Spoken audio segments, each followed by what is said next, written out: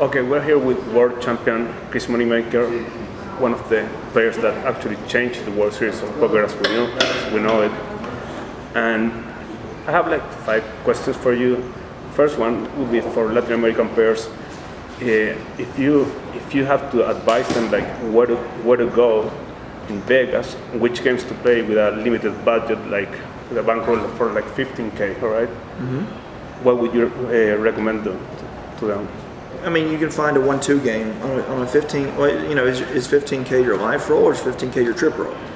No, your bankroll to play. Your whole bankroll is 15K. I would go play a 1-2 game or maybe even a 2-5 game, depending upon your style.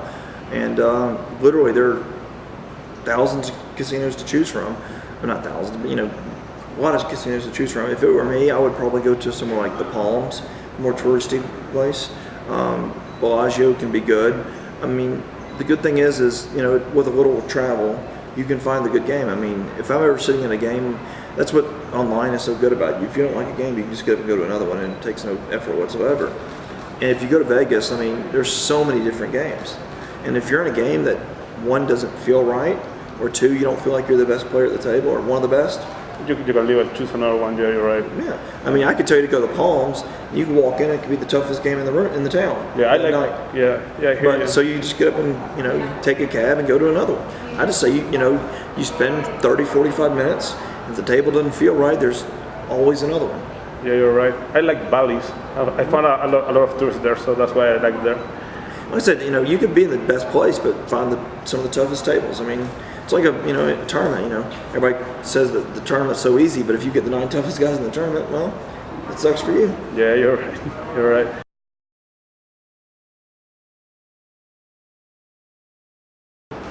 What do you think about the Aftereffects that got you, being you the guy that actually changed the way the World Series of Poker was, in terms of field, and the fame that came from that, like signing a lot of autographs and all of that? Because at one point it's gotta be quite annoying, I guess, to have to do that like the whole time. So what do you think about that? It's not annoying because I can control when I do it. It's not like I'm Leonardo DiCaprio or been a movie star where they can't go to the grocery store without getting mobbed. I mean, I've been around those guys, and I would hate that. Would be bad, yeah. Where you can't do anything without a camera taking your picture or someone asking for an autograph or picture. I mean, they literally can't walk. Me, if I come into a casino, it can obviously be very time-consuming to sign all the autographs and stuff. But I know when I walk into a casino or walk into a poker room, that's what I'm signing up for, and I'm fine with that. I'm happy with that. I love my fans. It's very nice to have fans, and so I actually enjoy that side of it. Now, if there are times that I don't want to sign autographs or I don't want to take pictures, all I got to do is just stay away from casino. I mean, I can go to a grocery store and no one's even really recognize me. It's not like I stand out in the crowd. I look like just a normal everyday guy. That's sort of what I like. So I think I get the best of both worlds. If I want the attention, yeah, I can go find it. If I want, it's just a niche of people that is actually know you like. Yeah, exactly. Yeah, I mean, when I go to the grocery store, there might be 1 or 2 people come up, and say, hey, shake my hand or whatever.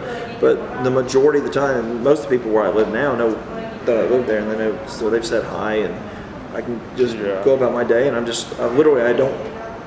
feel like just a normal person walking around. I mean, there's no difference, which is actually what I love. If I had to go through my whole day, everybody knowing who I am, everybody wanting to, that would be bad. Yeah. But what I have now is perfect.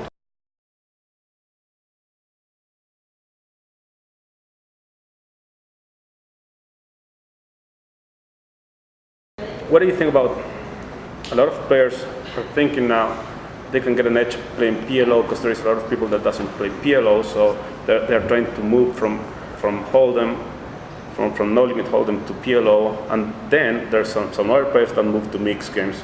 What's your position on that? Well, play what's comfortable for you. I mean, everybody's always looking for an edge, and instead of looking for an edge, try to be better than everybody else at what you're good at. I mean, Holdem's a good game, and there's some tough players in the game, but you can always table select. If you're playing a tournament, obviously you can't table select, but everything else, I mean, there's a lot of bad players out there. I mean, there's more dead money in Holdem than there is in any other game. I mean, PLO, you can take some of the worst players in PLO, and if they just push all in pre-flop, you're never going to be that big a favorite against them. I mean, you got to really muck up PLO to be really bad. Yeah, it's based on odds, basically. Yeah, I mean, you're never that far behind. So, you do have an edge in PLO where people will call down with bad holdings sometimes and overvalue their hand. They won't realize that, they'll make a middle flush and pay off the nut flush. So, that's where you make your money in PLO. It's when people, will have a full house and they'll put all their money in there on the bottom, where there's no way they could be good. But they just think they have a full house. Or I've seen, people, they'll have, there'll be three cards on the board, 3 sevens on the board, and there'll be an ace on the board, and they have ace king in their hand, so they think they have a full house. Yeah. That stuff happens, and you'll see that edge. But when you start playing in the bigger games, you never see that happening. And most of the players have some kind of competence as what's going on. That the fact that they're not putting all their money in with the bad full house, you lose a lot of the edge. Maybe the 1-2 PLOs and things like that, you still see some of that when people are still trying to learn the game. But as far as finding an edge, I mean, honestly, I think there's so many edges out there that if you just work at trying different things, because no limit cash is so much different than the no limit tournament. No limit sit and goes are different. So I mean, it takes a different skill set for everyone, and different people genetically are engineered to play different ways. I got to force myself to play tight when I'm playing no limit cash. I don't like playing no limit cash because I don't like playing that tight. I would prefer to play no limit tournaments or PLO where I can open up my hand range and play a lot of pots. And that's what's good about PLO. If you like action, then that's going to be good. Or mixed games too. I mean, it keeps it fresh. You're always thinking. Sometimes when you play No Limit Holdem, you can sort of fall into a rut. And I think that's, people say they want to find an edge, but at the end of the day, I think they want to, keep themselves from going. That's Who do you think is the most underrated and overrated player right now on the circuit? The most overrated player is tough to say. I mean, the thing is I've played with some players that are really, really good, and you play with them one day and you're like, what the hell are they doing? And you play with some players that are bad, and they play out of their mind for a certain day. I mean, different days, people have different mentalities. Some of the better players that don't get a lot of respect. I mean, Tommy Vitas is moving up. I played with him a lot. He's a really, really strong player. There's an overrated player, I would say, probably someone like Phil Ivey. That's crazy to even say that, but really, yeah. I mean, the reason I say that is I've played with Phil Ivey, and he's human. He trust me. I think he's the best player in the world. I do think that. But when people say that he busts out of tournaments because he wants to go play a cash game or he got bored, no, he just busted because he busted. He busts. I mean, he busts 80-some-odd% of the time, just like he's a human. He busts. Yeah, now granted, he makes a lot of deep runs. He makes a lot of final tables.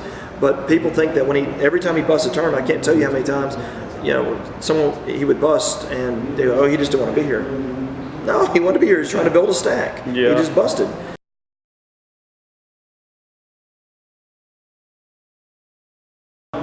What do you think about people saying that you were like a one-hit wonder getting the World Series and then you didn't run that well enough? And there is a lot of people that actually are really they like to criticism like that. What do you think about that? I don't think about it, to be honest. I mean, after I won, I did get complacent. I didn't, the game evolved, and I didn't study. My game was lacking. There's no question. I mean, I look back at some of my hand histories when I was playing online, and I mean, I'm calling hands with 20 big blinds and 25 big blinds. You knew you were making mistakes.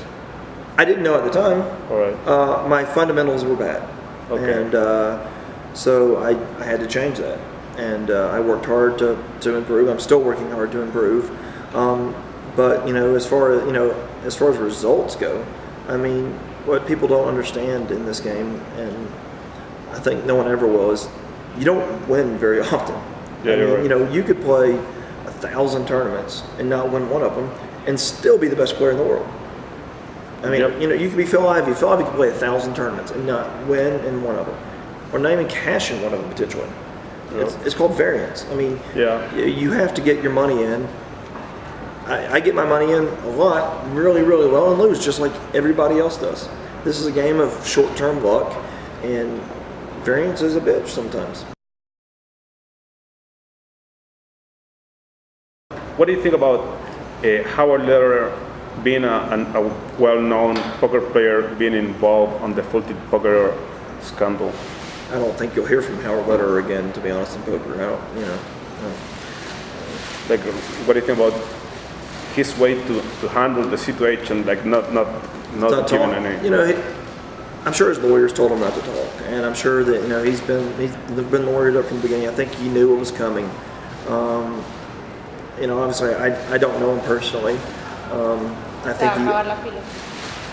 I think he owes it to the poker community to give some kind of statement and to say something. But like I said, you know, I think at his lawyers, because he's still going through, you know, personal problems with the Department of Justice. So I think on the recommendation of his lawyers, which he's going to listen to, he's not saying anything. So, I mean, you can fault him for, you know, being quiet and putting himself in the situation he's put himself into. But at the same time, I mean, you understand why he's being quiet, because he's told to shut up. Yep. Yeah, so, it's just unfortunate that these guys got into this situation. I don't think they really set out to purposely sabotage, but they got greedy, and they thought that the money was going to continue flowing, and I don't think they were smart enough to figure out when the processors weren't processing the payments, and that they couldn't keep pulling the money out at the rate that they were. I mean, I think they knew they were pulling more money out than they had. I think they had figured out an equation to where they figured out how much was coming in and how much was going out and how much they could take and still be operational. And I do think they got greedy, but I think also they just weren't very smart.